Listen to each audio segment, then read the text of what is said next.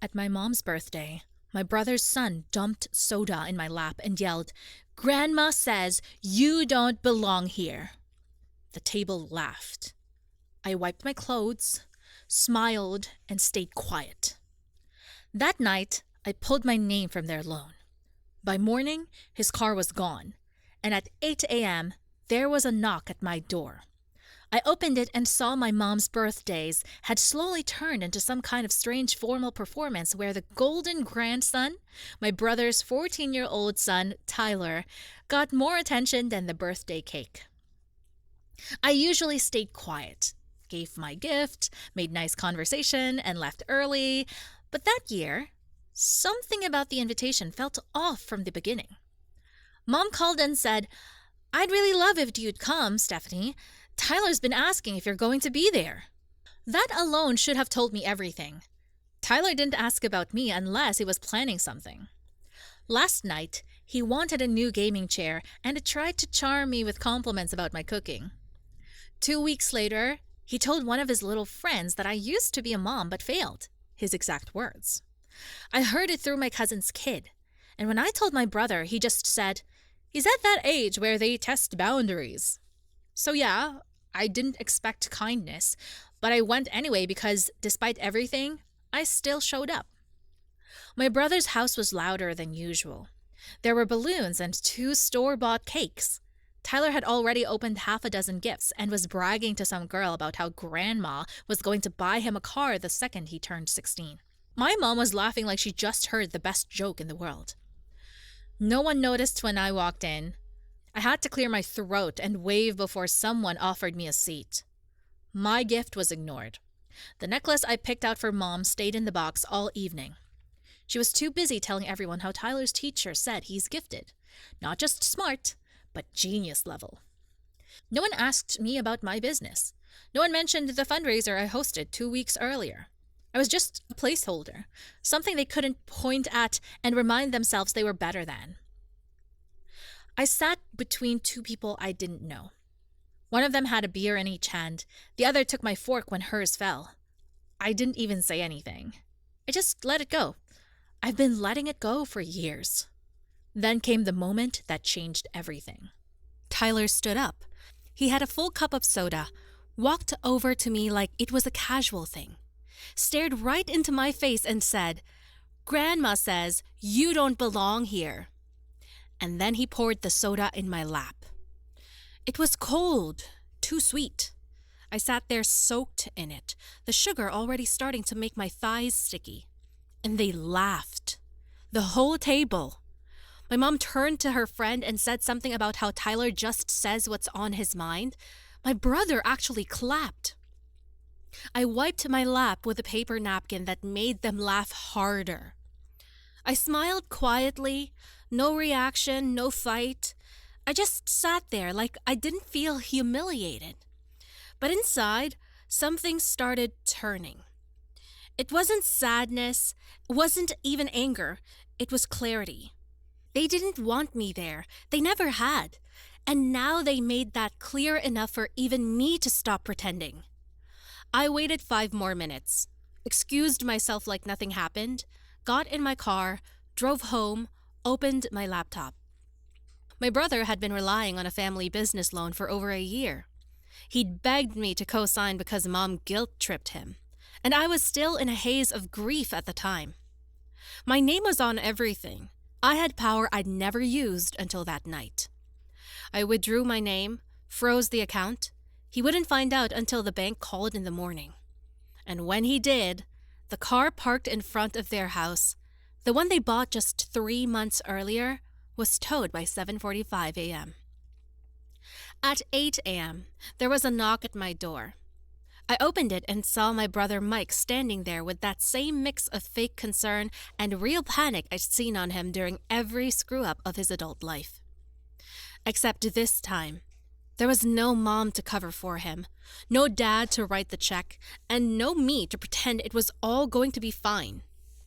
He looked wrecked. He didn't wait for an invite in. "You need to fix this." No good morning, no mention of the soda Tyler dumped in my lap, no hint of the fact that the entire table laughed at me like I was some sideshow. He shoved a stack of papers toward me. The loan's frozen. They said the cosigner pulled out. They said if I don't replace you, we're in breach. I leaned against the door frame. Didn't say a word. He kept going on like reading a script. The shop's not going to make rent next month. The credit cards are already overdrawn. I've got payroll to meet. We've got Mom's insurance coming up and Tyler's football fees are due next week. So I said nothing. That's when his voice shifted. You're doing this over a joke. That was the line. Not the soda, not the years of jabs about my daughter, not the graffiti, just that. I shut the door in his face. 5 minutes later, my phone lit up with texts. First him, then his wife, then Mom. All trying a different angle. Guilt, confusion, mockery. Tyler sent a TikTok of someone fake crying. No words, just that. By that evening, I found the damage. I'd closed the store late and walked into the parking lot with my keys in one hand and a grocery bag in the other. And there was my car, keyed down both sides all the way to the metal. The rearview mirror kicked off. The back window spiderwebbed like someone had taken a bat to it. First, I just stood there, looked around the lot, completely empty. No witnesses, just silence and that weird sense of stillness like the air itself was waiting for my reaction. I didn't call Mike. I didn't call Mom. I didn't yell or cry or scream. I went back inside, turned on the store security feed, and rewound. There they were, Tyler and one of his idiot friends, hoodies up, laughing. One of them was filming the other. Tyler stepped up to my window, spray-painted the words "fake aunt" in sloppy red, posed like he was in a rap video, then kicked a flower pot off the steps for good measure. I didn't even blink. I called Uncle Ray.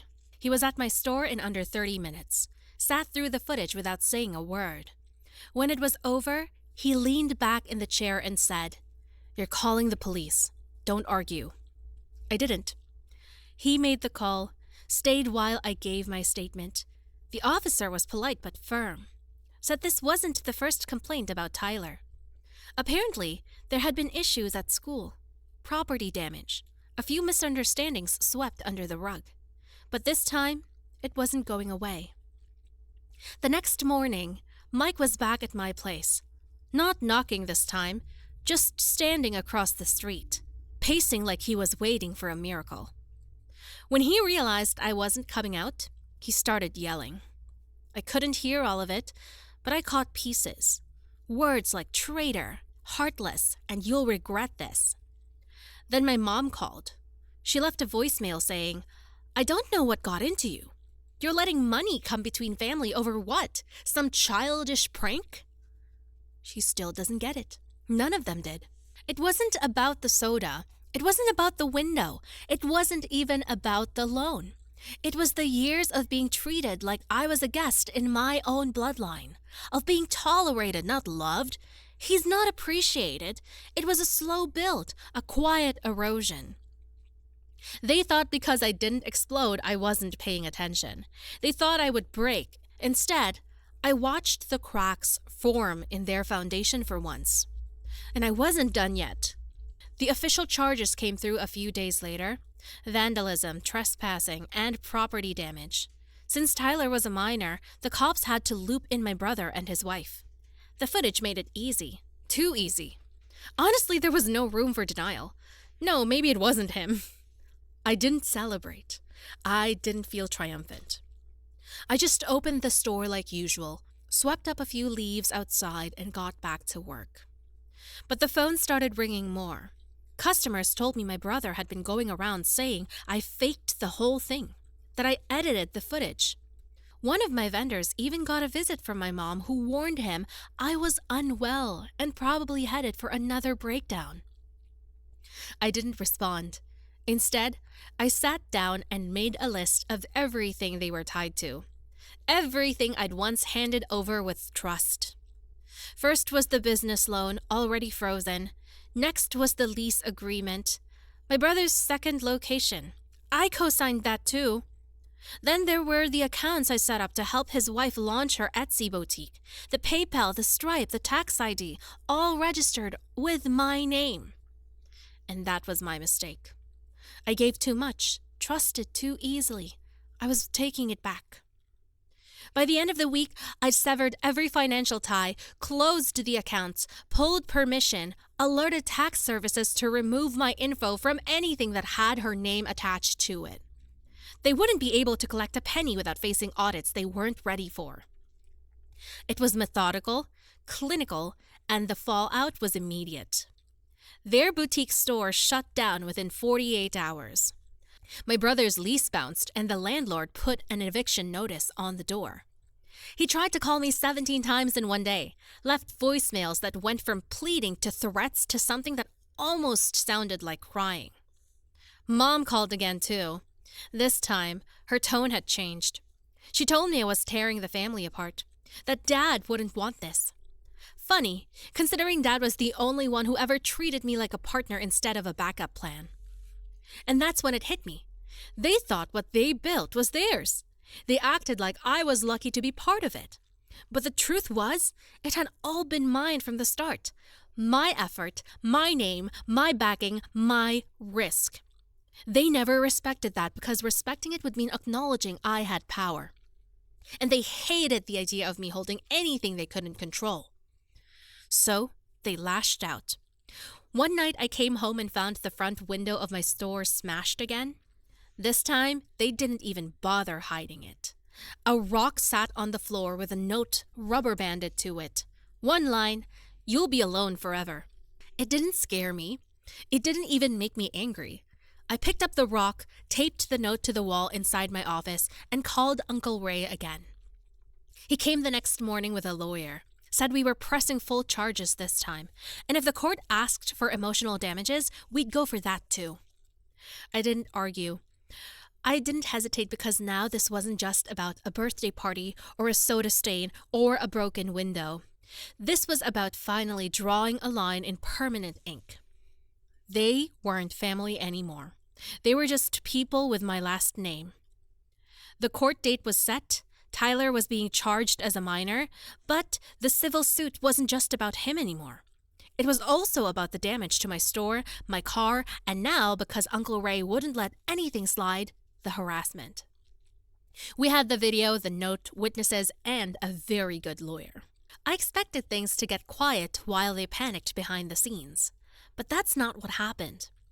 2 mornings later, I got a voicemail from an unknown number. I almost deleted it, assuming it was more junk, but something made me listen. The voice was unfamiliar, young and nervous. She said her name was Hannah. Then she said she used to work for Mike at his second shop, the one that had shut down a few days after I pulled my name from the lease.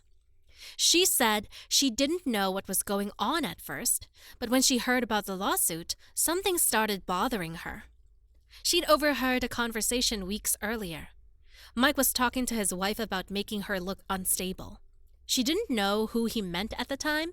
Now she did. And then she said it. He smashed the second window himself. I called her back immediately. She picked up after a few rings, voice shaking.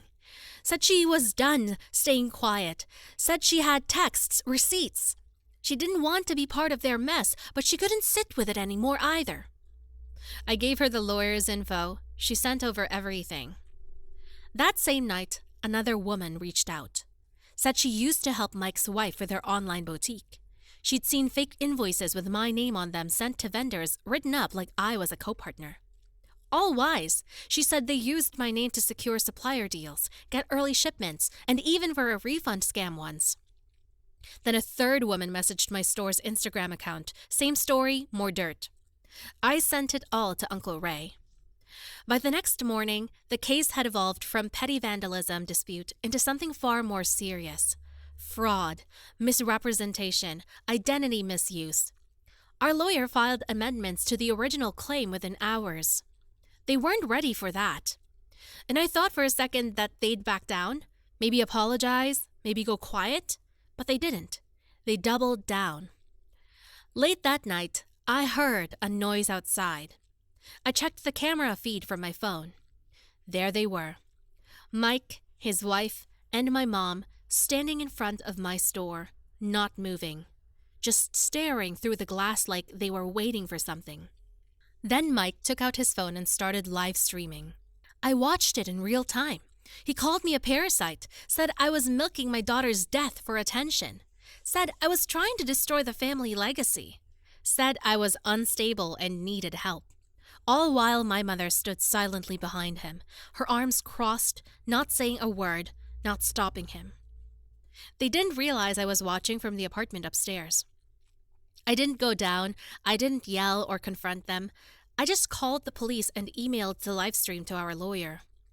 It was taken down within an hour, but not before someone screen recorded it and sent it to a local news blog that loved messy family drama. They ran the headline, "Family Feud Turns Legal. Livestream Meltdown Adds Fuel to Fire." The next day, people started showing up to the store. Strangers, some regulars, a few asked if I was okay. A few just came to buy things and said, "Good for you." One woman left a note that said, "You handle this better than most would." And all I did was work quietly while the fire spread behind me. Mike and his wife were hit with a court summons 2 days later. Fraud, defamation, damages, the whole thing. Their lawyer tried to negotiate, said they'd be willing to resolve it privately if I just dropped the public claims. I didn't even respond. I let my lawyer handle it because what they never understood was that this wasn't revenge, this wasn't payback, this was survival. And they were the ones who lit the match. Court was set for a Thursday morning, and I barely slept the night before. Not because I was nervous, but because I wanted it over. I wanted it settled. I wanted to walk in with the truth and leave with my life fully severed from theirs. I got there early. Uncle Ray was already waiting out front, sipping coffee like we were just heading to a hardware store. Calm focused, he didn't say much, just handed me a copy of the paperwork the lawyer had filed the night before. The final amendment with all the exhibits attached, 7 in total. When Mike walked in, he looked rough. Tie crooked, red under his eyes, his wife was behind him whispering something and checking her phone like she was trying to distract herself. They sat 2 rows ahead of us. Neither of them looked back. My mom wasn't there. I later found out she told the neighbors she was too heartbroken to attend. But someone forwarded me a photo of her that same morning, sitting on a patio at her favorite brunch spot, laughing with one of her church friends. But the judge was professional and efficient. Our lawyer laid everything out. The video footage of Tyler, the live stream Mike posted, the signed invoices his wife had created with my name on them. And then came the witness statements. 3 former employees, 2 vendors, and Hannah, the girl who had the receipts of Mike planning the second act of vandalism himself. I watched Mike shrink further into his seat with each exhibit. And then our lawyer asked for restitution. Not just repair costs, but emotional damages, business interference, legal fees, the whole list. Their lawyer tried to argue it was excessive, that this was a private family dispute that had gotten out of hand. But the judge didn't bite. She looked at the live stream transcript, flipped through the screenshots, and said something I'll never forget. "If this is how your family handles things privately, then I'm grateful it became public." We won every single claim. Mike and his wife were ordered to pay over $28,000 in damages. Tyler was sentenced to community service, mandatory counseling, and a formal apology, which he delivered later via email, clearly written by someone else. I didn't respond. But what happened after court was almost worse. A week later, I came home to find the flower bed outside my apartment destroyed. My mailbox was bent in half, and someone had dumped old food all over the front door. No note, no signature, just mess. I didn't even blink. I cleaned it up, installed another camera, filed another report. The police took it seriously this time because now there was a record. A few days after that, the same cousin who'd quietly kept in touch texted me. He said he'd been at a family gathering. A small one, mostly older relatives, and someone brought me up. My mom said I turned into a cold, bitter woman, that I was using grief to get ahead. Mike, he said, he wasn't done fighting. I didn't respond to that text. I just screenshotted it, filed it away, but that was when I realized something that made me feel calm in a way I hadn't in years. They were unraveling. The more I built, the more they broke down. The store was doing better than ever. I'd launched a new line of locally sourced products, partnered with a regional supplier. Sales had doubled in a month. We were expanding. My staff had grown. I was busier than I'd ever been. But I didn't feel heavy. It felt earned. And I made sure the right people heard about it. Not everyone, just the cousins who were still decent, the ones who still called on birthdays, the ones who showed up at the funeral without needing to be begged. I told them about the expansion, the press coverage, the business award I was being nominated for, casually, almost as an afterthought, and they told the others. I never said anything cruel, never gloated, just facts, progress, happiness. And I knew it was eating them alive because for years they told me I needed them, that without their approval, their attention, their family name, I'd be alone. But now they were the ones shut out. And the worst part for them, I was doing just fine. A few months passed. The store was thriving, and I no longer checked over my shoulder. The cameras were still up, the locks still reinforced, but that sense of edge, the constant tension, had dissolved. Peace wasn't loud, it was quiet, like waking up and realizing the buzzing in your head had finally stopped. I hadn't heard from my brother since court. His wife unfollowed me on every platform. Tyler vanished from the internet, or maybe they just made his accounts private. Either way, their silence felt more strategic than remorseful. My mom never called again, not once. But I still heard things, always through other people. An older cousin told me Mike had tried to start another business, but no one would back him. Word had spread quietly, but wide enough. Suppliers didn't trust him. Landlords wanted co-signers. Even the church, once blindly loyal, had grown distant after the live stream. They were stuck. The damage they caused was no longer just me. It was on their names, their reputations, their finances. And the best part, I never needed to fight dirty. Everything I did was by the book. Every document, every statement, every withdrawal from the loan or lease, all within my rights. They had thrown mud. I handed the judge a file. But there was one moment, unexpected and oddly satisfying, that really sealed it for me. It was a Sunday. The store was closed. I was cleaning up after a private event we'd hosted. A small local showcase, women-owned businesses, lots of laughter and food. One of the new girls I'd hired was sweeping up when she paused and said, "Some lady was standing outside earlier, just staring in, dressed up like she came from church." I checked the camera feed. It was my mom. She stood there for maybe 5 minutes, didn't knock, didn't come in, just stared through the glass like she couldn't believe what she was seeing. Like she expected the place to be closed, abandoned. Or maybe she expected to see me struggling alone? But instead, she saw people cleaning up from a full event, a growing staff, a well-stocked store, light, basic movement. She left without saying anything. I didn't call her. I didn't chase her down. I went back to locking up and wiping the counters like nothing happened because by then it really was nothing. I don't miss them. Not my brother. Not his smug little son, not the woman he married, or the mother who spent her energy protecting everyone except the daughter who needed her. I don't miss the forced smiles, or the small talk, or the silences that always felt loaded with judgment. I don't miss pretending to laugh at Tyler's jokes or pretending it didn't sting every time they left my daughter out of family photos. I'm building something now, something real. Not just a business, but a life where I'm respected, safe, heard. And yeah, sometimes when something goes well, when we hit a sales milestone, when a new product sells out, when someone tags the store on social media saying how beautiful the space is, I make sure a certain cousin knows. Not out of spite, just strategy. Because I know they'll tell them, and I know it drives them crazy. Maybe that's petty, or maybe it's just what it looks like when the quiet one finally gets tired of being pushed around. Either way, I sleep just fine.